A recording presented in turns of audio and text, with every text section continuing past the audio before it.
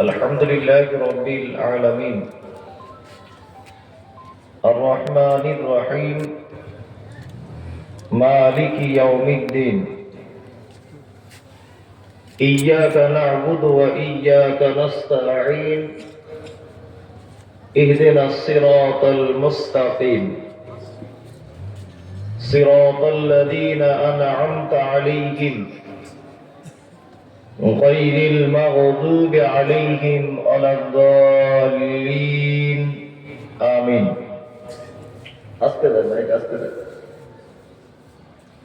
ربنا آتنا في الدنيا حسنة وفي الآخرة حسنة وقنا عذاب النار آمين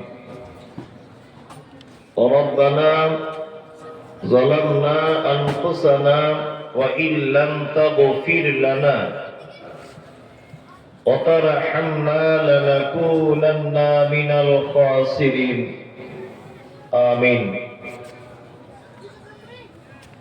اللهم صل على محمد وعلى آل محمد كما صليت على إبراهيم وعلى آل إبراهيم إنك حميد مجيد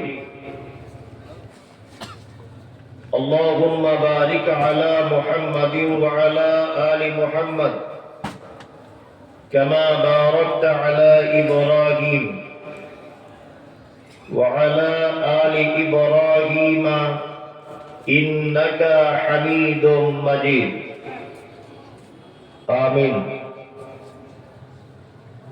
رب اشرح لي صدري ويسر لي أمري واحلل عقدة من لساني يفقه قولي ربي زدني علما اللهم فقهنا في الدين وقال الله تعالى أعوذ بالله من الشيطان الرجيم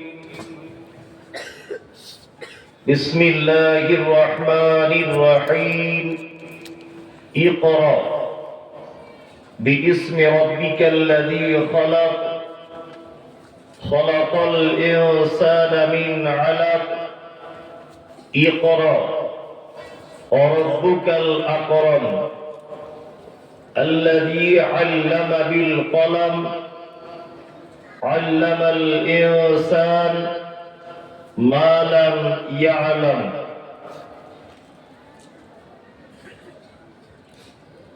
وقال الله تعالى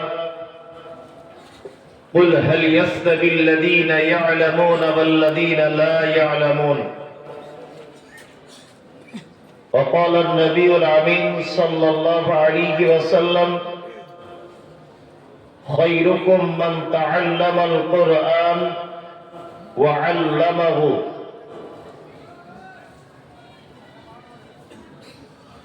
আজকের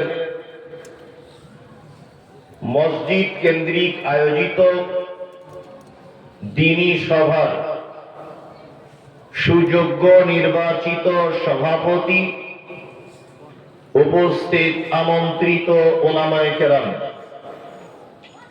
বিজ্ঞাপিত অবিজ্ঞাপিত আজকের জলসার অতিথিবৃন্দ শ্রোতা হিসাবে যারা এসেছেন চলে গেছেন আসছেন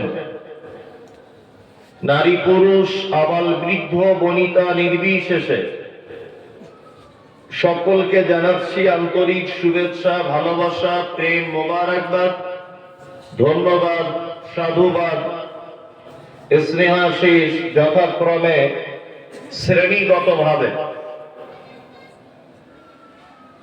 আলহামদুলিল্লাহ আমি আরবিতে আল্লাহর প্রশংসা আদায় করেছি তথাপিও আমি একজন পিওর বাঙালি বাংলাতে আল্লাহর প্রশংসা আদায় করছি যে মহান রব আমাদেরকে সুন্দর একটি মজলিসে এই মুহূর্তে দুনিয়াবি সমস্ত খারাপি থেকে বিরত রেখে বসে থেকে হাদিস এবং কোরআন শ্রবণ করার সুযোগ করে দিয়েছেন। তাই সংক্ষিপ্ত আকারে সকলে বলি আলহামদুলিল্লাহ। অতঃপর বিশ্ব বরেণ্য নেতা জনাবে মুহাম্মদ রাসূলুল্লাহ সাল্লাল্লাহু আলাইহি ওয়াসাল্লামের উপর অজস্র দরুদ শান্তির ধারায় বর্ষিত হোক।